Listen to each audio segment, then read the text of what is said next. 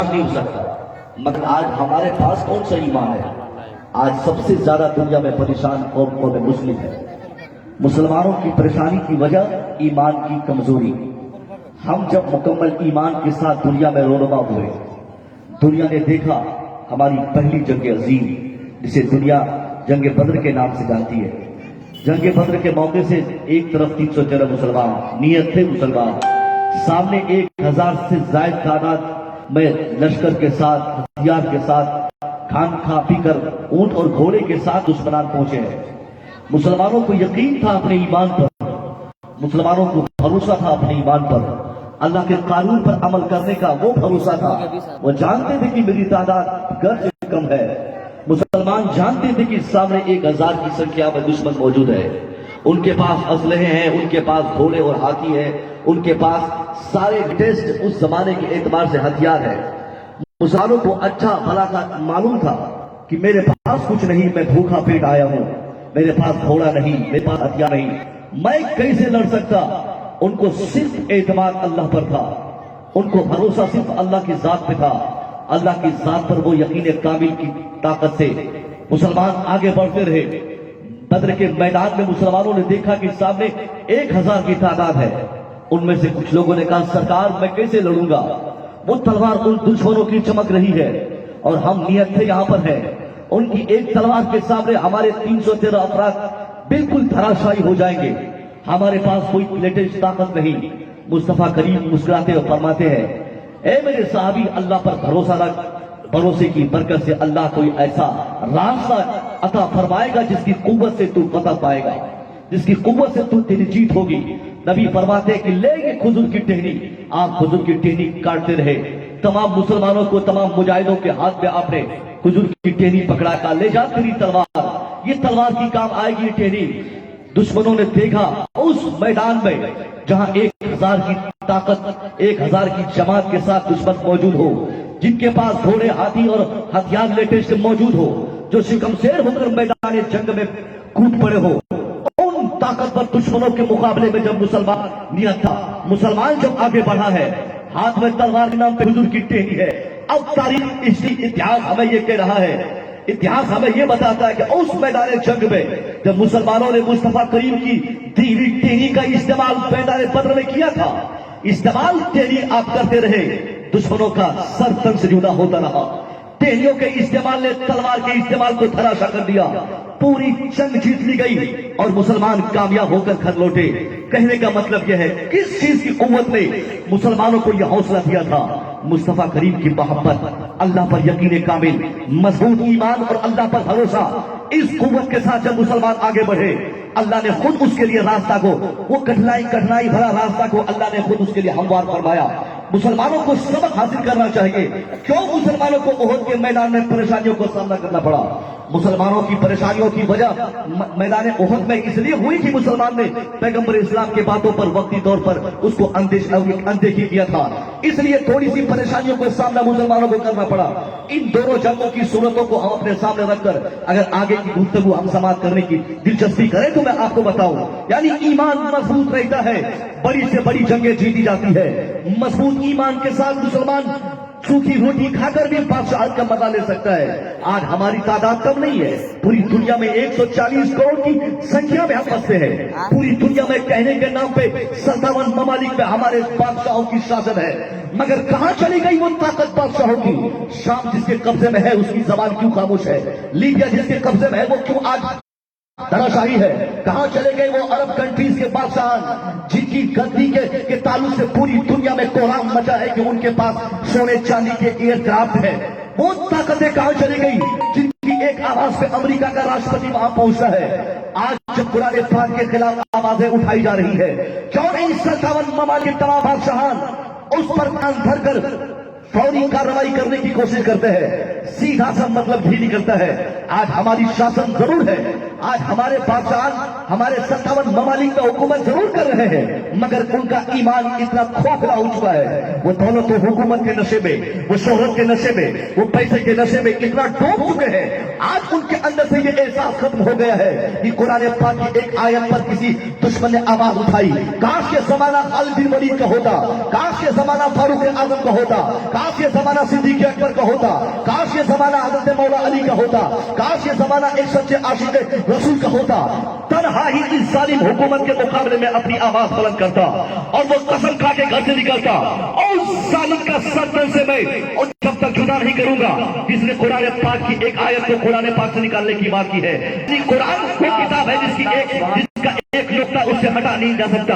اگر کوئی ہٹانے کی بات کرتا ہے اسی عدالت کی چوکھٹ پہ ہم جائیں، ہم اپنی پوری قوت کے ساتھ عدالت سے درخواست کریں، اسی عدالت میں اپنا ہم اپلیکیشن اپنا پیش کریں کہ جس ظالم نے قرآن کی آیت کو قرآن سے جدا کرنے کی بات کی ہے اسی ظالم کے تعلق سے ہم بھی اسی عدالت سے درخواست کریں کہ اس کا ہاتھ اس کے جسم سے الگ ہو، اس کی زبان اس کے جسم سے الگ ہو، اس کا سر اس کے جسم سے الگ ہو، اس کا پیر کے جسم سے الگ ہو۔ یہ ایمانی قوت ہے۔ قرآن پہ حملہ ہوتا ہے، مسلمان خرگوش کی گھر پہ سوتا ہے اور دو چار تعداد میں سر کو پا جائے، نعرے لگا دے کہ ان کو ہو وسیم رضوی کو جیل ہو، وسیم رضوی مردہ باد، وہ کافر ہے، مرتد ہے۔ یہ ہزار باتوں سے کچھ نہیں ہونے والا۔ ہم نے پہلے بھی آوازیں اٹھائی تھی، ہم نے پہلے بھی اس کے خلاف بہت ساری ایسی حرکات ہمارے ساتھ ہوئی جس کے ہم نے آوازیں اٹھائی، مگر ہماری آواز پا دی گئی ان کمزوری کی وجہ سے کہ ہم نا اتفاقی میں ایسے ڈوب گئے۔ آج اگر کھگڑیا کا مسلمان ہو وہ الگ ہے، بیگوسرا کا مسلمان ہو وہ الگ ہے، بہار کا مسلمان اپنا الگ مزاج بنایا، اتر پردیش کا مسلمان وہ الگ ذہنیت کا حامل۔ یعنی ہم نے ہر محاذ پہ آوازیں اٹھائی تھی۔ کیا ہم نے این آر سی کے خلاف آواز نہیں اٹھائی؟ آواز اٹھائی مگر ہماری آواز دبا دی گئی۔ ہماری بہو بیٹیوں نے سڑکوں پہ آ کر وہ شاہین پارک میں کئی دن تک دھرنے پر بیٹھی، کہاں چلا گیا وہ اس کا اثر؟ کچھ بھی فرق نہیں پڑنے والا۔ ہم نے ٹریپل طلاق کے موقع سے اپنی آواز دنیا کے سامنے بلند کرنے کی کوشش کی، مگر ہماری آواز ان ظالم طاقتوں کے مقابلے میں بالکل کمزور اس لیے پڑ گئی کہ ہم 50,000 حصوں میں بٹے ہوئے تھے۔ ہماری تعداد زیادہ رہنے کے بعد بھی ہم غیر متحد تھے، جس کی وجہ سے ہماری آواز دبا دی گئی۔ اب باری صرف آواز اٹھانے کی نہیں ہے، اب ان ظالموں کے خلاف وقت آ گیا ہے۔ اب ان کے خلاف جوتا اٹھایا جائے، ان کے خلاف آگ اٹھایا جائے، ان کے خلاف لاٹھی اٹھایا جائے۔ اگر قرآن کی ایک آیت کو ڈسمس کرنے کے لیے دنیا اپنا مجاز بنائے گی، دنیا آگے بڑھے گی، تباہی یقینی ہے۔ آسمان پھٹے گا، زمین پھٹے گا، ساری دنیا میں تباہی آئے گی، کیونکہ وہ کتاب جو دنیا میں سب سے زیادہ شانتی کا پیغام دینے والی کتاب جسے ہم کہتے ہیں، وہ قرآن شریف کو ڈسمس کرنے کے لیے دنیا آگے بڑھے، کیسے دنیا میں شانتی رہے گی؟ اس لیے اے مسلمانوں، نا اتفاقی کے ماحول جو ہم آج برپا کیے ہیں اسے ختم کرو، متحد ہو کر ان ظالموں کے مقابلے میں اپنی آواز نہیں، آواز کے ساتھ ساتھ عمل کے اعتبار سے، عملی اعتبار سے اس کی مخالفت کے لیے ہم آگے بڑھے۔ جنہوں نے قرآن ہٹانے اور مٹانے کی بات کی ہے، ہم مسلمان قسم کھا لیں کہ ہم بھی اپنے گھر میں اتنے حافظ قرآن تیار کریں گے جو 5 بیٹے کا باپ ہو، وہ قسم کھائے کہ میرا 5واں بیٹا پہلے حافظ قرآن بنے گا، بعد میں ڈاکٹر اور انجینئر بنے گا، میرا بیٹا پہلے قرآن سمجھے گا، بعد میں وہ فلسفہ سمجھے گا، میرا بیٹا پہلے عالم دین بنے گا، اس کے بعد میں وہ فزکس اور کیمسٹری پڑھنا شروع کرے گا۔ یعنی 140 مسلمان جس دن اپنے آپ کو قرآن پڑھنے سمجھنے کے لیے اپنے آپ کو آمادہ کر لے، وہ ظالم جو قرآن مٹانے کی بات کرتا ہے ابھی اس کنسپٹ کو لے کر وہ اپنا ایک قدم بڑھائے گا، 50,000 بار سوچے گا کہ اس کتاب کو ہم کیسے مٹائیں گے جسے یاد کرنے والا سال میں 1 کروڑ کی سنکھیا میں تیار ہوتا ہے، جسے اپنے سینے میں محفوظ کرنے والا سال میں 1 لاکھ کی تعداد میں بیگوسرا میں، 50,000 کی تعداد میں کھگڑیا میں، 10,000 کی تعداد میں سمستی پور میں، 10 لاکھ کی تعداد میں بھارت میں، 25 لاکھ کی تعداد میں پوری دنیا میں، جس کتاب کو اپنے سینے میں محفوظ کرنے والے اتنے لڑکے تیار ہوتے ہو، وہ ظالم اپنا بڑھایا ہوا قدم واپس کرے گا۔ یعنی عمل کے اعتبار سے ہم اس کا جواب بن سکتے ہیں، آواز اٹھانے سے کچھ نہیں ہوتا۔ نعرے تکبیر، نعرے تکبیر، نعرے رسالت، نعرے تکبیر۔ یعنی آوازیں ہم ہمیشہ اٹھائے مگر عملی اعتبار سے مسلمان بننے کا مجاز ہم بنائے۔ حافظ قرآن کا پروٹیکشن، عالم دین کی تعداد، عالم دین پیداوار ہم اتنی تیزی اور شدت سے بڑھائے جس سے پتہ چلے کہ ظالم سمجھ آئے کہ واقعی جس قرآن کی تفہیم کے لیے وہ مسلمان تیار ہو چکے ہیں اس قرآن کو مٹانا ناممکن نہیں، بہت زیادہ مشکل ہے، وہ سوچے گا ہی نہیں۔ جب ہم قرآن کی حقوق کی فہم رکھیں گے، قرآن کی آیت کے تعلق سے جو آج دنیا میں غلط فہمی پھیلائی گئی کہ قرآن جہاد پھیلاتا ہے، قرآن جنگ و جدال چاہتا ہے، اسلام خون ریزی چاہتا ہے، اسلام قتل و قتال چاہتا ہے، اسلام جھگڑا اور لڑائی چاہتا ہے، انہوں نے آیت جہاد کو ایک غلط طریقے سے فساد کے طور پہ اس نے کورٹ کو پیش کیا۔ ہمارا بچہ قرآن پڑھنے والا رہے گا، قرآن پڑھے گا تب نہ وہ دنیا کو بتائے گا اے ظالم دیکھ لے تو نے قرآن کی آیت کو غلط ڈھنگ سے دنیا کو پیش کیا ہے۔ نہیں، میرا قرآن جدال نہیں چاہتا، میرا قرآن خون ریزی نہیں چاہتا، میرا اسلام قتل و قتال نہیں چاہتا۔ یہ وہی قرآن پاک ہے جس کا فرمان ہے من قتل نفسا بغیر نفس او فساد فی الارض فکأنما قتل الناس جميعا۔ وہ شخص جس نے کسی ایک ویکتی کی ہتیا کی، ایک آدمی کو قتل کیا، ایک آدمی کا خون کیا، قرآن کا فیصلہ ہے وہ انسان گویا ساری انسانیت کا قاتل ہے، سارے آدمیت کا قاتل ہے، سارے آدمی کو وہ قتل کر دیا۔ آپ سے میں انصاف چاہوں گا دنیا کا وہ کون سا جج، وہ کون سا منصف، وہ کون سا جج ہے جو ایک آدمی کے ہتھیارے کو ایک سے ادھک آدمی کے ہتھیارے کی سزا دیتا ہو؟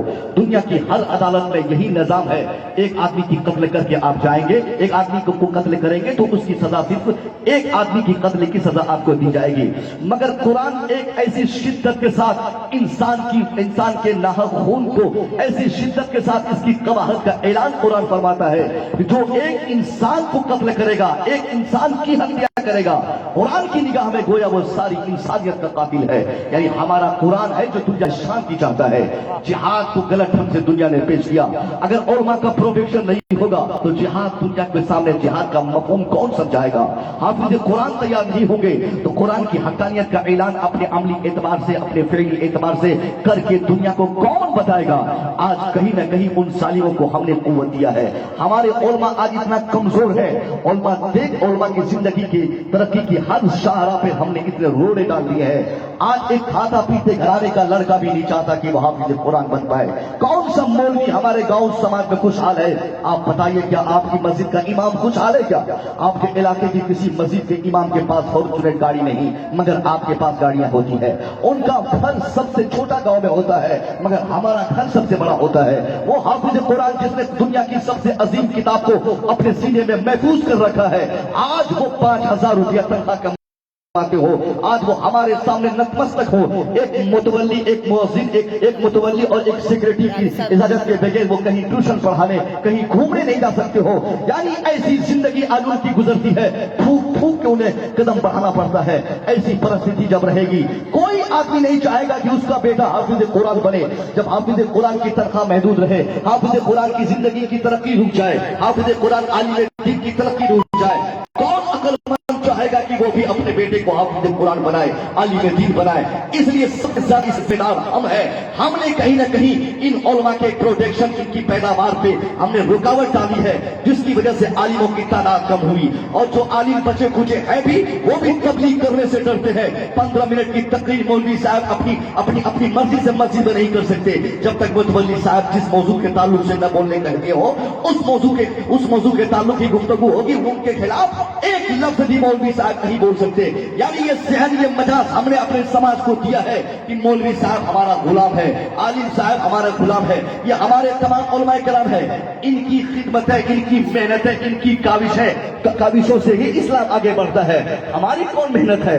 ہم لوگ تو دن بھر اپنی دولت و شہرت کے چکر میں پڑے رہتے ہیں۔ یہ حافظ جی لوگ دن کے 5 بار اذان وقت بھی دیتے ہیں، 5 بار نماز پڑھاتے ہیں۔ نماز پڑھانے سے پہلے قرآن پڑھانا، نماز پڑھانے کے بعد قرآن پڑھانا، عصر کے بعد قرآن و حدیث کی بات، مغرب کے بعد قرآن و حدیث کی بات، یعنی چلتے پھرتے اٹھتے بیٹھتے سوتے جاگتے جو قال اللہ قال رسول کی صدائیں اپنی زندگی میں دیتے رہتے ہو، ان کی ذات جب مجروح ہو جائے گی، ظاہر ہے ظالموں کو قوت ملے گی۔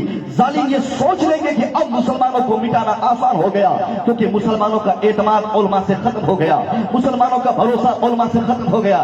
اس لیے ہم چاہتے ہیں کہ ان ظالموں کے مقابلے میں ہم عملی اعتبار سے اپنے آپ کو پیش کریں۔ تو زیادہ مگج ماری کرنے کی ضرورت نہیں ہے، اپنے بیٹوں کو خانقاہ بھیج دیں، اپنے بچوں کو مدرسہ بھیج دیں، اپنے بچوں کو کسی عالم کے حوالے کر دیں۔ قسم کھانے کی میرا بیٹا انجینئر بعد میں بنے گا، حافظ قرآن پہلے بن جائے، میرا بیٹا ڈاکٹر بعد میں بنے گا، عالم دین پہلے पढ़ने बनेगा। यानी जब हमारा इंजीनियर डॉक्टर बेटा हाफिज आलिम कारी मुफ्ती मुहद्दिस बनकर अपने अपने क्लिनिक में अपने अपने ऑफिस में बैठेगा, एक गलत काम करने से 50 बार पहले सोचेगा कि क्यों मैं गलत चीज पे दस्तखत करूं, क्यों मैं किसी के बगैर ऑपरेशन की जरूरत किए मैं ऑपरेशन उसके लिए लाजिम करूं। ये मजहब इस्लाम में हराम कर दिया गया है। यानी जब आलिम बेटा डॉक्टर बने, आलिम बेटा इंजीनियर बने, हाफिज बेटा प्रोफेसर बनेगा, हराम खोरी से पूरे समाज को पाक करेगा। एक ऐसा खुशगवार माहौल दुनिया में स्थापित होगा। हम अपने अमल से दुनिया को इस्लाम की दावत देंगे, हम अपने चाल चलन से दुनिया को इस्लाम की दावत देंगे। मजहब इस्लाम की तारीख हमें बताती है, इस्लाम ने कहीं तलवार नहीं उठाई, इस्लाम ने कहीं जिहाद नहीं किया इस्लाम को फैलाने के लिए, बल्कि पैगंबर इस्लाम की मोहब्बत मुसलमानों ने अपने दिलों में बसाकर आपके पैगामात को दुनिया के सामने अमली एतबार से आपके जाने सामने से पेश किया कि जहां जहां मुसलमान जाते रहे मुसलमानों के किरदार को देखकर लोग मुसलमान होते रहे, मुसलमानों के अखलाक को देखकर मुसलमान होते रहे। ये गरीब नवाज के ताल्लुक से हमने सुना कि 90 लाख लोगों को कलमा नसीब हुआ, 90 लाख लोगों को ईमान की दौलत दी हुई। हमें कभी सोचा कि इमाम ने कौन सी तलवार का इस्तेमाल किया था, किस हथियार के इस्तेमाल से इतना से 90 लाख लोग को मुतासिर किया। 90 लाख लोग एक शख्स की तारीख से मुतासिर हो जाए, ये बात समझ में आने वाली नहीं है। हमारे इमाम साहब चाहे कितना बड़े इमाम साहब हो, 40 साल तक जिस मस्जिद में नमाज पढ़ते हैं, 40 साल के बाद वो अपना घर जाने का इरादा करके जैसे ही मस्जिद से बाहर निकले, अगर 50 आदमी उनकी विदाई के काफले में मौजूद हो, 50 आदमी उनके लिए रोने वाले होंगे, तो 10 आदमी उस बैठी में उनको गाली देने वाले भी होते हैं कि बड़ा कमीना था, गांव में लड़ाई करवा दिया था, गांव को फूट डाल दिया, गांव में फूट डाला था। यानी 40 साल तक मुझे मौलवी एक मसले पर जिन लोगों के लिए नमाज पढ़ाया हो, वो 40 लोग एक साथ नहीं खड़े हुए, मगर गरीब नवाज ने कौन सी ताकत इस हिंदुस्तान जैसी कुफरिस्तानी माहौल में आपने दिखाया था, जिसके पीछे 90 लाख लोग आ गए, 90 लाख लोग आपकी तहरीक के दीवाने हो गए, 90 लाख लोगों ने आपके लाए हुए कलमे को पढ़ने पर मजबूर हुआ। वो कौन सी ताकत थी? क्या अना सागर के पानी को एक कटोरे में बंद करने की ताकत थी क्या? नहीं नहीं, ये गरीब नवाज की करामत है, और ये करामत हमारी महफिलों में बयान की जाती है और बड़े हाव भाव चाव से हम लोग सुनते हैं। गरीब नवाज ने क्या कमाल कर दिया, उतना पानी छोटा सा कटोरा कैसे गरीब नवाज ने रखा। लोग बहुत ये क्या बोलते हैं, खैर तो इस्तेजाब में सोचते हैं। मैं कहना चाहूंगा गरीब नवाज की ये करामत एक मामूली सी करामत है। गरीब नवाज की वो करामत जब आपने ऊंटनी को कई घंटे एक ही जगह बैठने पर मजबूर किया, ये भी करामत आपसे मंसूब है, मगर छोटी करामत है। गरीब नवाज की वो करामत जब आपने जोगी जयपाल को जूती मारकर जमीन पे लाया था, वो भी करामत आपकी एक छोटी करामत है। सबसे बड़ी करामत कौन सी करामत है? क्या कि हमने सुनने की जबर गवारा की है। गरीब पास की सबसे बड़ी करामत से आप मैं रूबरू कराता हूँ। एक दिन आप खानकाह में आपके पास आप नमाज़े असर को जाने वाले थे कि एक गरीब मजदूर किसान दौड़े हुए गैर मुस्लिम किसान, मुसलमान किसान की बात नहीं कर रहा, गैर मुस्लिम किसान आपकी बारगाह में आया, कहा हुजूर लोकल एडमिनिस्ट्रेशन ने मेरी 20 बीघा जमीन कब्जा कर लिया। 20 बीघा जमीन को कर्मचारी जो होता है, कर्मचारी आज में वहां लोकल एडमिनिस्ट्रेशन में उस बारे में कुछ रहा होगा, उन लोगों ने उस किसान की 20 बीघा जमीन को इसलिए कब्जा किया था कि उस किसान ने कई साल टैक्स यानी लगान जमा किया था, जीएसटी कह लीजिए या फिर ये कह लीजिए रसीद नहीं कटाया था, जिस जुर्म में लोकल पुलिस ने उसकी जमीन को अपने कब्जे में कर लिया। अब वो किसान परेशान होकर गरीब नवाज की बारगाह में आगे कहा हुजूर मेरी जमीन वापस करवा दीजिए। सरकार गरीब नवाज ने फरमाया मैं तो फकीर आदमी हूँ, मैं तेरी जमीन कैसे वापस कराऊंगा। गरीब नवाज से किसान कहता है कि हुजूर इस वक्त दिल्ली की सल्तनत का जो हाकिम है वो आपके मुरीदो खलीफा के खलीफा बादशाह अल्तमश है। आप अपने खलीफा कुतुबुद्दीन से कह दीजिए, वो अपने खलीफा अल्तमश से कह देंगे मेरी जमीन छुटाएगी। गरीब नवाज फरमाते ठीक है नमाज असर पढ़ने दे। आपने नमाज असर किए, नमाज पढ़ने के बाद अपने मतलब अपने कांधे पे लिया, वजू बनाने का लोटा जो आप हमेशा साथ रखते थे उसे लिया, असा लिया, आप चल पड़े। किसान पीछे पीछे हो लिया, कहा हुजूर मुझे आपने कुछ बताया नहीं कि मेरा काम होगा कि नहीं होगा। गरीब नवाज फरमाते हैं कि जाओ तू अपने घर में आराम कर, तेरा काम यकीनन तेरा काम वक्त पे होगा, तू अपने घर में जाके आराम कर। اب غریب نواز اجمیر شریف سے سفر کے لیے سے چلے ہیں اجمیر سے دلی کے لیے. اللہ صبر. تقریباً اجمیر سے دلی کی مسافت جو لوگ گئے ہوئے وہ جانتے ہیں 450 تقریباً 400 کلومیٹر دور کی مسافت ہے. اتنی ڈسٹینس کی اتنی دوری کی مسافت طے کر کے آپ دلی پہنچنا چاہ رہے ہیں. جیسے ہی دلی آپ پہنچنے والے تھے ادھر بادشاہ کے دربار میں کوہرام سی مچ گئی کہ میرے پیر کے پیر آ رہے ہیں. پورے دربار کو سجایا گیا. بادشاہ اپنی کرسی بادشاہ سے نیچے اتر گیا. غریب نواز شاہی دربار میں گئے. جیسے لوگوں نے دیکھا بڑے خوشرم کے ساتھ آپ کا استقبال کیا گیا. آپ سے کہا گیا حضور میری کرسی پہ بیٹھیے. حضور کہاں سے آنا ہوا؟ حضور کیسے آئے؟ حضور کیوں تشریف لائے؟ غریب نواز مسکرا کر فرماتے ہیں اے بادشاہ التمس میرے اجمیر کا ایک غریب کسان مزدور جس کے پاس صرف 20 بیگھہ زمین تھی تیری لوکل پولیس نے ٹیکس ادا نہ کرنے کے جرم میں اس غریب کسان کی 20 بیگھہ زمین کو اپنے قبضے میں کر لیا ہے. اب میں چاہتا ہوں کہ میرے اجمیر کا اس کسان کی زمین کو تو اپنے کسی کو کر کے واپس کروا دے. غریب نواز فرماتے ہیں کہ جلدی سے تو زمین واپس کر دے. اب اتنا سننا تھا وہ بادشاہ کہتے ہیں حضور اتنا چھوٹا سا کام اتنی لمبی مسافت اتنا چھوٹا سا کام اتنی زحمت اتنا چھوٹا سا کام اتنی پریشانیوں کی وجہ کیا تھی؟ آپ کیوں چلے آئے؟ ایک چھوٹا سا لیٹر آپ لکھے ہوتے میں اس کو پڑھا ہوتا. جواب میں جوابی لیٹر لکھتا اس وہاں لوکل پولیس کے نام پہ. وہ پولیس والوں وہ لیٹر پڑھتی وہ زمین واپس ہو جاتی کسان کو. غریب نواز سے بادشاہ نے کہا حضور جب آ ہی گئے ہیں تو 4 دن رہنے کا موقع دیجئے. یاد رکھیں اس وقت غریب نواز کی عمر شریف 80 سال کی عمر تھی. اللہ صبر. 80 سال کی عمر میں آج ہمارا دادا بغیر پوتے کے سہارے لیٹرین باتھ روم نہیں جا پاتے. ہمارے نانا بغیر ناتی نواسے کے سہارے بغیر پیشاب کے نہیں جا پاتے. مگر 80 سال کی عمر میں ایک غریب مزدور کسان کی مدد کے لیے غریب نواز اپنے آپ کو اس طرح ثابت فرمائے. آپ دلی آئے. دلی سے فوراً واپسی کا آپ نے ارادہ بنایا. بادشاہ اور ان کے چاہنے والوں نے کئی لوگوں نے اصرار کیا حضور جب آ ہی گئے ہیں تو 2-4 دن خدمت کا موقع دیجیے. لیکن غریب نواز نہیں نے آپ نے فرمایا میرے ذمے میں بہت سارا کام ہے مجھے پھر فوراً واپس جانا ہے. میں کہنا چاہوں گا بادشاہ نے جو کہا تھا حضور اگر آپ قاصد بھیجوا دیتے میں قاصد کی بات پر آپ کے اڑے کے کسان کی زمین واپس کرتا. مگر آپ کیوں اتنی زحمت کا حوالہ کیے؟ غریب نواز فرماتے اے بادشاہ وقت سن لے. اے التمش بادشاہ سن لے. مجھے یقین ہے تیری ذات پر. مجھے یقین تھا تم پر کہ میں لیٹر بھی لکھتا تو کام کر دیتا. میں قاصد بھیج کے خبر پہنچواتا تو کام کر دیتا. اس کسان کو اس کی زمین مل جاتی. اس کو کسان اپنی زمین پا لیتا. مگر مجھے تو صرف کسان کو زمین واپس نہیں کروانا تھا. مجھے کسان کو زمین دلوانے کے ساتھ ساتھ کسان کا دل بھی تو جیتنا تھا.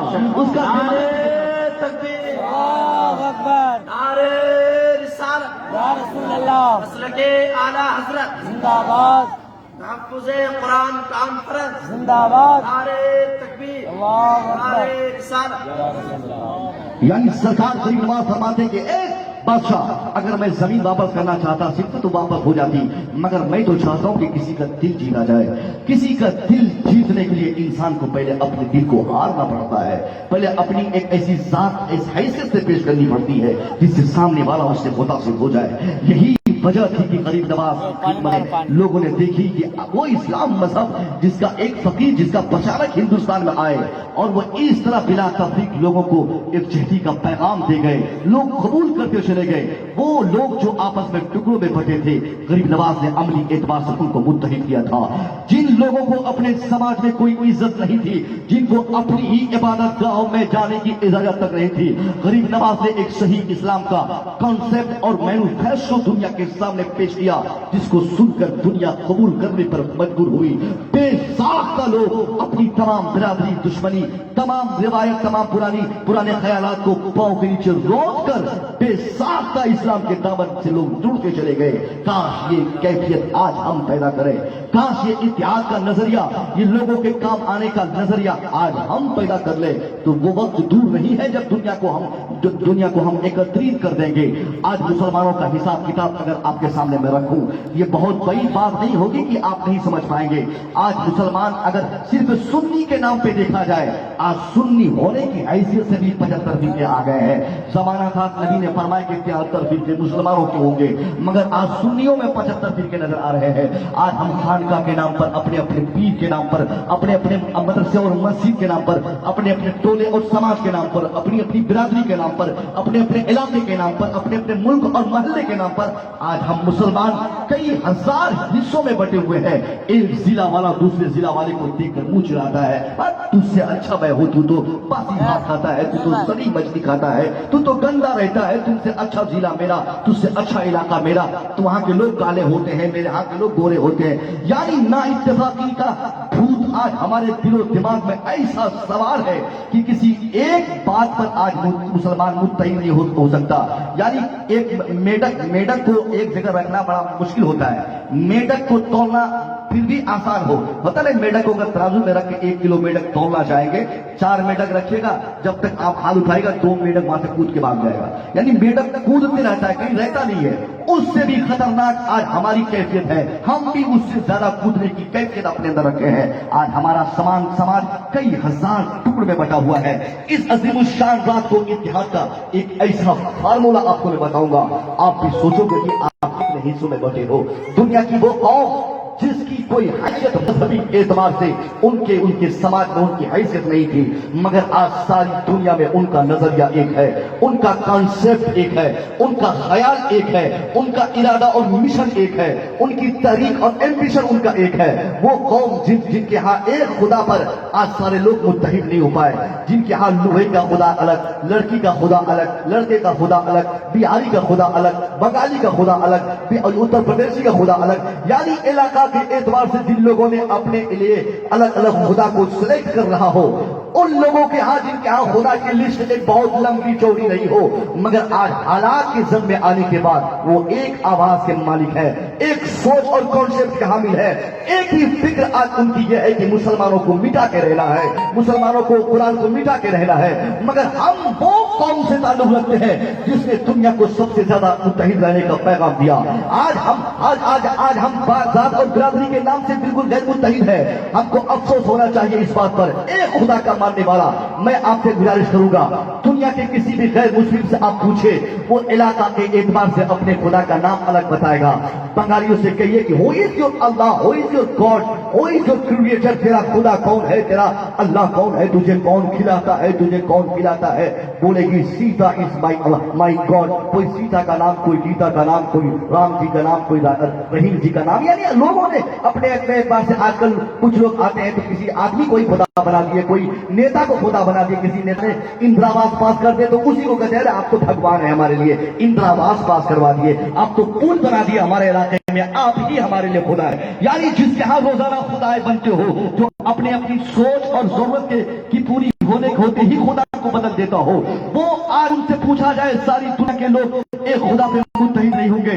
मगर कुर्बान चाहिए मुसलमानों अपने मजहब पर। मुसलमान दुनिया के किसी कोने में रहने वाला हो सकता है उसकी बिरादरी अलग हो सकता है उसकी खानका अलग हो सकता है उसका पीर अलग हो सकता है उसकी जबान अलग हो सकता है उसका मुल्क अलग हो सकता है उसका जिला अलग हो सकता है उसका समाज अलग हो। यानी समाज में इख्तलाफ, जात में इख्तलाफ, जबान में इख्तलाफ, इलाका में इख्तलाफ, इन तमाम चीजों में इख्तलाफात पाए जा सकते हैं। मुमकिन है कि देश अलग हो, सोच अलग हो, हर चीज अलग हो, मगर चाहे वो मुसलमान हिंदुस्तानी हो या पाकिस्तानी, चाइनीज हो या जर्मनी, अमेरिकन हो या अफ्रीकन, दुनिया के किसी खित्ते में रहने वाला हो, गोरा हो या काला हो, बच्चा हो या जवान, बूढ़ा हो या मर्द हो या औरत, कोई हो, उनसे अगर पूछा जाए, ए अमेरिकी मुसलमान बता, हु इज योर क्रिएटर, तेरा अल्लाह कौन है, कौन तुझे पैदा किया है, जवाब एक ही मिलेगा, अल्लाह हो रब्बी, अल्लाह मेरा रब है, अल्लाह ने मुझे पैदा फरमाया है। वही मुसलमान बिहार के रहने वाला, उनसे पूछा जाए हो ये जो अल्लाह, तेरा अल्लाह कौन है, कहेगा अल्लाह हो रब्बी,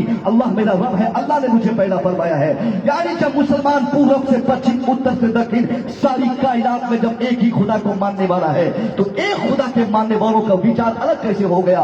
کیوں آج ہم نے برادری کے نام پہ اپنے کو بانٹا ہے؟ یہی نا اتفاقی کی وجہ ہے جو آج دنیا میں سب سے زیادہ ہم تباہ ہے۔ کوئی ایک شام بتائیے جس شام کو ہماری تباہی کی خبر ہماری نگاہوں سے نہیں ٹکراتی ہو۔ ایک مسلمان جیسے اپنی ٹی وی کے سوئچ کو آن کرتا ہے، پہلی خبر جو بریکنگ نیوز بن کر ہماری نگاہوں کی پتلیوں پہ بستی ہے وہ خبر ہمارے بچوں کے مرڈر کی خبر ہوتی ہے۔ کبھی تبریز انصاری مار دیے گئے، کبھی افروز الاسلام مار دیے گئے، کبھی جنید مار دیے گئے، کبھی مظفر نگر لوٹا گیا، کبھی بہار لوٹا گیا، کبھی دنیا کا لیبیا لوٹا گیا، کبھی چائنیز لوٹے گئے۔ یعنی مسلمان دنیا کے کسی حصے میں محفوظ ہو تو اب بتائیے آخر ہم کیوں غیر محفوظ ہیں؟ ہماری اس کی وجہ یہی کہ ہماری یہ بدتمیزی نا اتفاقی کی بے حرمتی جو ہم نے کی، آج اتفاق کا ایک ایسا فارمولا ہم کو دنیا کے سامنے دینا چاہیے تھا جس کو عمل کر دنیا خود کامیاب ہوئی، مگر آج وہ بیڑا ہم نے اٹھانا چھوڑ گیا ہے۔ آج برادری کے نام پہ ہم بٹے نظر آ رہے ہیں۔ دنیا کا ایک بڑا بادشاہ جسے نیپولین ہم کہتے ہیں، نیپولین آج ہمارے مودی جی سے کئی ہزار گنا زیادہ عقل مند بادشاہ کا نام ہے۔ فرانس کا بادشاہ 60,000 فوج کے دستے کا مالک بادشاہ کا نام نیپولین ہے۔ نیپولین اس عظیم الشان بادشاہ کا نام ہے جس نے کسی زمانے میں اسلام مٹانے کے لیے اپنا مکمل ارادہ کیا تھا کہ میں اپنی 60,000 فوج کی طاقت سے اسلام مٹا کے دم لوں گا۔ ہر دن سوتے اٹھتے جاگتے بیٹھتے کھاتے پیتے صرف اسلام مٹانے کی بات سوچتا تھا۔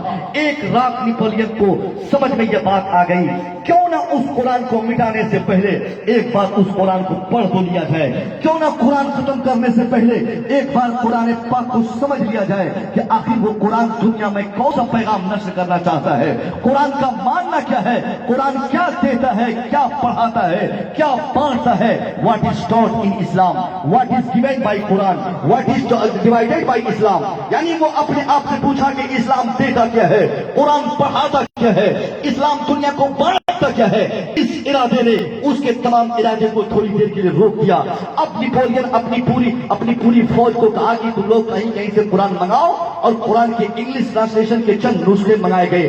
پھر نیپولین رات میں بالکل ایکانت میں بیٹھ کر سنجیدگی کے ساتھ قرآن پاک کی چند آیتوں کو پڑھنا شروع کیا، اس کا ٹرانسلیشن انگلش میں انگلش زبان کی مدد سے سمجھنا شروع کیا۔ ابھی 2-4-10 پنے پڑھ ہی تھے کہ اس کے ہوش واختہ ہو گئے، اپنی تمام دشمنی کو پاؤں کے نیچے رونتا ہے۔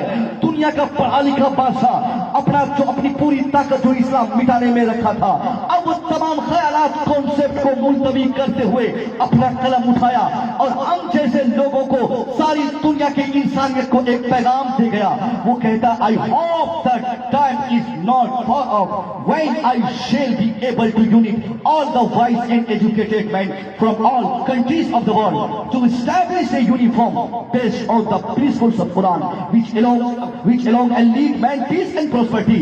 یعنی نیپولین کہتا ہے اے دنیا والو I hope، میری تمنا ہے I hope that time is not far off، میری آشا میری تمنا یہ ہے کہ بہت جلد ایسا بھی سمے آنے والا ہے when I shall be able، جب میں اس قابل بن جاؤں، I shall be able، اس قابل to unite all the wise and educated men، میں اس قابل بن جاؤں کہ دنیا کے تمام پڑھے لکھے لوگوں کو ایک پلیٹ فارم پہ میں لے آؤں۔ پڑھے لکھوں کو، جاہلوں کو اس نے نہیں کہا ہے، ورنہ جاہلوں کو کہا جاتا تو مودی جی بھی بات لے لیے گئے ہوتے۔ اس نے کہا نہیں، پڑھے لکھوں کو ایک پلیٹ فارم پہ لایا جائے گا۔ کس کام کے لیے؟ ٹو اسٹیبلش اے یونیفارم، ساری دنیا کے لیے ایک یونیفارم، یعنی ایک کتاب دینے کے لیے، ساری دنیا کے ایک قانون دینے کے لیے، ساری دنیا سے پڑھے لکھوں کو ایک پلیٹ فارم پہ جمع کرنے کے بعد ساری دنیا کے لیے ایک قانون بنایا جاتا، ایک ضابطۂ زندگی بنایا جاتا، ایک سسٹم آف لائف بنایا جاتا، ایک ایسا نظام بنایا جاتا جو نظام ساری دنیا کے لیے بینیفیشل ہو۔ نیپولین جاننا چاہتا تھا کہ آج دنیا میں کیوں خرافات مچ رہے ہیں، آج دنیا بالکل غیر متحد کیوں نظر آ رہی ہے، کیوں ہر دن ہر ملک اپنے سے بڑھ کر اپنے کو سب سے بڑھ کے سمجھتا ہے، کیوں دنیا ایک دوسرے کو تباہ کرنے پر آمادہ ہے، کیوں ایک باپ بیٹے سے نفرت کرتا ہے، کیوں ایک ماں بیٹی سے نفرت کرتی ہے، کیوں ایک گاؤں والا دوسرے گاؤں والوں سے چڑھتا اور جلتا ہے۔ ان تمام چیزوں کو ختم کرنے کے لیے نیپولین نے سوچا کہ اس کے لیے ایک ہی راستہ ہے، یہ تمام دشمنیاں تب ختم ہوگی، یہ تمام جھگڑے تب ختم ہوں گے، یہ خون ریزیاں تب ختم ہوں گی، یہ جنگ و جدال تب ختم ہوں گے جب ساری دنیا کے لیے ایک ہی نظام ہو، ایک ہی कानून हो, एक ही ज़ाब्ता हो, एक ही संविधान हो। नेपोलियन ने एक ज़हन दुनिया को दिया। एक दुनिया वालों, आज दुनिया में इसलिए झगड़े हो रहे हैं, हर दुनिया के मुल्क के लिए, हर समाज के लिए अपनी जरूरत के मुताबिक अलग अलग कानून बनाए गए हैं। इंडियन के लिए इसका जो कानून है वो कानून पाकिस्तानी के लिए नहीं है, पाकिस्तानी के लिए जो कानून है वो अमेरिकन के लिए नहीं है, अमेरिकी के लिए जो संविधान है वो चाइनीज के लिए नहीं है। यानी चाइनीज के लिए अलग कानून, अमेरिकन के लिए अलग कानून, जापानीज के लिए अलग कानून, ऑस्ट्रेलियन के लिए अलग कानून। यानी दुनिया के हर मुल्क के लिए अलग संविधान है, अलग निजाम है, अलग कानून है, अलग ज़ाब्ता है। अब नेपोलियन कहता है यही तो झगड़े की जड़ है कि देश, दुनिया, इंसान एक हो और उनके लिए ज़ाब्ता अलग हो, उनके लिए कानून अलग हो। जो कानून इंडियन के लिए होता है वो कानून बांग्लादेशी के लिए नहीं होता। जो बांग्लादेशी में जो निजाम है वो अमेरिका में नहीं है। जो कानून अमेरिका में है वो चाइनीज में वो कानून नाफिज नहीं है, या चाइना में नहीं है। यानी नेपोलियन कहता है यही झगड़े की वजह है। वो कहा ये तमाम कानून को साइड किया जाए और सारी दुनिया के सामने मैं कहना चाहता हूं to establish a uniform based on the principles of Quran. वो कहता है दुनिया वालों, अगर तुम सच्चाई के साथ, ईमानदारी के साथ अच्छे माहौल में जीना चाहते हो, ना इत्तेफाकी की राह को खत्म करके इत्तेफाक की सहारा पर चलना चाहते हो, तो इसके लिए शर्त यह है तुम अपने अपने समाज के अपने अपने बनाए हुए कवानीन को अपने पांव के नीचे रौंद कर सारी दुनिया को शांति देने के लिए, सारी दुनिया को अमन और शांति के माहौल देने के लिए एक ही ज़ाब्ता बनाओ। और वो कौन सा ज़ाब्ता हो, आगे का जुमला गौर कीजिएगा, इंशाअल्लाह ईमान ताजा होगा। नेपोलियन कहता है to establish a uniform based on the principles of Quran.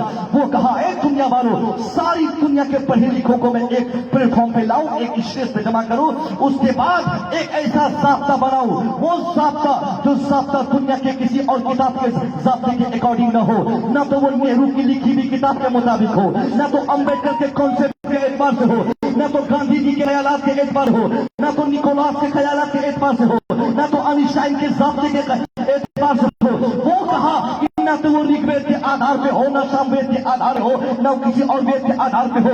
अगर वो ज़ाब्ता, वो संविधान किसी किताब के आधार पे हो, नेपोलियन कहता है to establish a uniform based on the principles of Quran. वो और तो सिर्फ कुरान के आधार पे हो, दुनिया में शांति आए। अल्लाहु अकबर। रिसालत या रसूलल्लाह, रिसालत या रसूलल्लाह, रिसालत या रसूलल्लाह। महफूज़े ईमान कॉन्फ्रेंस जिंदाबाद, महफूज़े ईमान कॉन्फ्रेंस जिंदाबाद, खतीबे दिशा जिंदाबाद, नारे तकबीर जिंदाबाद, नारे रिसालत। बात क्या समझ में आई?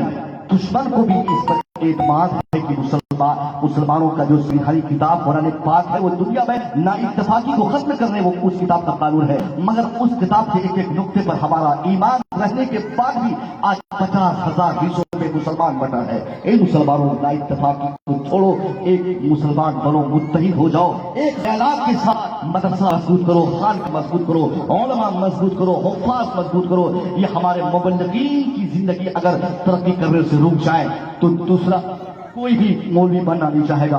हमारे उलमा तकलीफ में न रहे, ये हमारी सबसे पहली कोशिश होनी चाहिए। हम अपनी हर छोटी बड़ी मजलिसों में कहीं न कहीं किसी न किसी तरह से इस पैगाम को दुनिया के सामने जरूर पहुंचाते हैं कि हम इन उलमा की जिंदगी को ऐसी तरक्की की राह पे ले आए जहां फख्र से एक मौलवी साहब फख्र से कहे कि हमको अल्लाह ने वो कुव्वत दी, हमने कुरान याद किया, जिसका नतीजा ये मिल रहा है कि आज मैं गांव में सबसे ज्यादा इज्जत पा रहा हूँ, सबसे ज्यादा मैं कमा रहा हूँ। एक मौलवी साहब जो नमाज पढ़ाए और वो बिल्कुल बेयारो मददगार रहे, मगर इस लॉकडाउन में आपने सुना होगा कई मौलवी साहब सब्जी बेचने पर मजबूर हुए, कई मौलवी साहब ने मदरसा छोड़ दिया, कई लोगों ने मदरसे को त्याग देकर कोई दूसरा काम शुरू किया।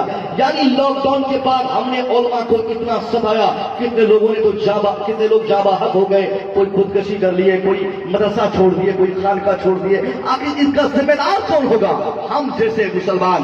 पुलाव और बिरयानी पर आज हमारा ईमान है, 4-4 तल्ला मकान बनाने पर हमारा भरोसा है, एक फॉर्चूनेट गाड़ी पर दौड़ने का की तमन्ना लेकर हम हमेशा जीते हैं। क्या कभी हमने ये सोचा क्या कि हमारी मस्जिद के इमाम के पांव में कभी एक कीमती जूते भी आ जाए, इमाम साहब की बीवी भी हमारी बीवी की तरह कपड़ा पहन के मार्केट जाने का शौक पूरा कर सके, इमाम साहब के बेटे भी हमारे बेटे की तरह किसी ऐसे महंगे स्कूल में एक भी कम से कम गुजार सके। नहीं नहीं, हम तो इनको सिर्फ सोचते हैं कि ये तो दीन के लिए पैदा किए गए हैं, ये तो तबलीग के लिए पैदा किए गए हैं। हाँ, ये तबलीग के लिए पैदा किए गए हैं, मगर मुबल्लिग होने के साथ साथ ये इंसान है।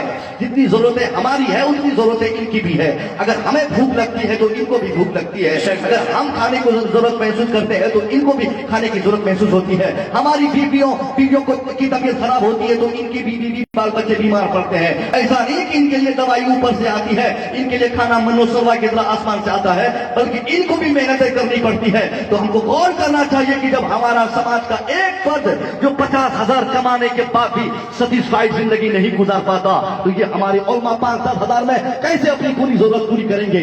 इसलिए आपसे छोटा सा पैगाम इस अजीम शान रात को मैं ये देना चाहूंगा कि आप इन उलमा को जितना मजबूत करेंगे उतनी मजबूती के साथ ये तबलीगी काम को आगे बढ़ाएंगे, और जितनी तेजी से तबलीग होती रहेगी उतनी तेजी से मुसलमान सिरात मुस्तकीम पर आएंगे, और जितनी तेजी से मुसलमान बनकर दुनिया के सामने अपने को पेश करेंगे उतनी मजबूती के साथ हमारी दुनिया भी बनेगी और हमारी आखिरत भी बनेगी। दुआ है बोला तबारक व तआला इस अजीम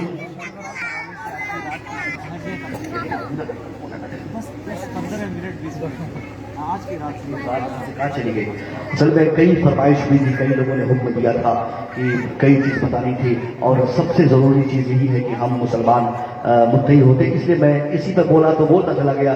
2-3 घंटा भी बोलता तो मेरी जबान भी नहीं थकती, न मैं थकता, लेकिन मेरे ऊपर परेशान दूसरा है। आज की मुबारक रात जिसके ताल्लुक से मैंने शुरू में आपसे कहा था, ये साल भर के लिए एक ऐसी रात है जिस रात को सबसे ज्यादा चांसेस इंसान के तौबा की कबूलियत के होते हैं। वैसे मुसलमानों की तौबा के दरवाजे हर वक्त मौत से पहले खुले रहते हैं, मगर आज की रात अल्लाह हर सेकेंड बंदों से कहता है, बंदा मांग क्या मांगता है, बंदा पुकार क्या पुकारता है।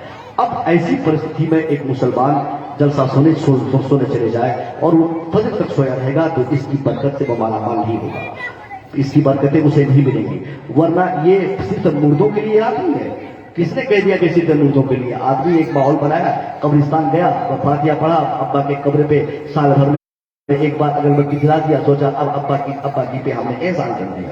नहीं, ये एहसान आपने अब नहीं भी जाएंगे तब भी एहसान, ये वो उनकी रूह है आपके घर में आ जाएंगी। आप अपने घरों में बाल बच्चों के साथ पाक साफ होकर शाम से लेकर फजर तक हमेशा बिल्कुल तस्बीह और तहलील से अपनी जबान को तर रखें। एक बात और, नमाज इशा पर जरूर पढ़ें।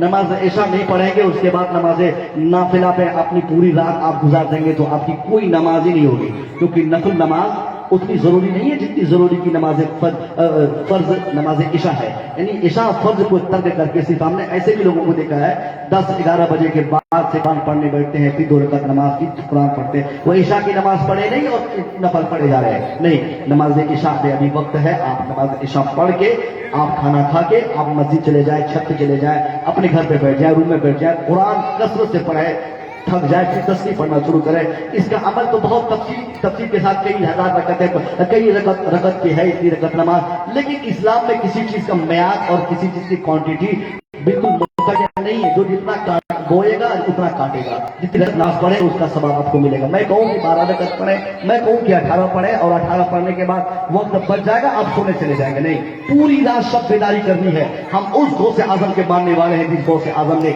40 साल तक सब बेदारी फरमाई, यानी 40 साल तक सरकार गौसे आजम ने नमाज इशा पढ़कर एक ही मसले पर जिक्र अस्कार करते हुए गुजारे। आप सोए नहीं तो कम से कम हम उनके गुलाम कोई एक रात साल भर में ऐसा मुतय्यन करें जिस रात को नमाज इशा पढ़ के हम एक मुसल्ला पे बैठे तो नमाज फज्र का वक्त हो जाए, फज्र तक हम बैठे रहे, अल्लाह से दुआ करते रहे समाज के लिए तो, और अपने माहौल की तरक्की के लिए, और खुसूसन अपनी गलती की तौबा अल्लाह से करें। जब तक हम पक्के मुसलमान नहीं बनेंगे तब तक ईमान का सही फायदा, सही जायका, ईमान की एक रूह जो मिलनी चाहिए उससे हम हमकनार नहीं हो सकते। मुसलमानों, ये शब बरात की रात मुर्दों से ज्यादा जिंदों की रात है।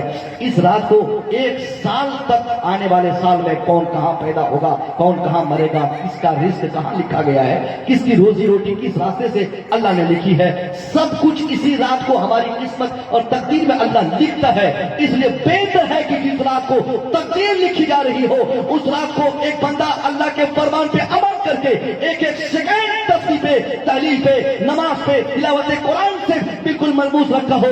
इंशाअल्लाह इस अमल को देखने के बाद उसकी किस्मत और उसकी तकदीर बदलेगी। वो इंसान जिसके लिए आने वाला साल खतरनाक साल हो सकता हो, वो अपने सही अमल की बरकत से उसके लिए साल में भी आसानी हो जाए, आने वाले अय्याम में आसानी पैदा हो जाए। मैं दुआ करूंगा मौला तबारक व तआला इस अजीम शान रात की सही बरकतों से हम सबको मालामाल फरमाए। इंशाअल्लाह जलसा अभी खत्म नहीं होगा। हमारे कई उलमा बैठे हैं, हमारे जुल्लुज़ैन फरीदी साहब हमारे बहुत अच्छे दोस्तों में से है। तकरीबन 6-7 महीने से अक्सर फोन पे, मैसेंजर पे, चैटिंग से हम लोग एक दूसरे को अपनी पहचान देते रहे और यहाँ की खिदमतें, खानका की खिदमतें ये सोशल नेट के जरिए हम मालूम करते रहे।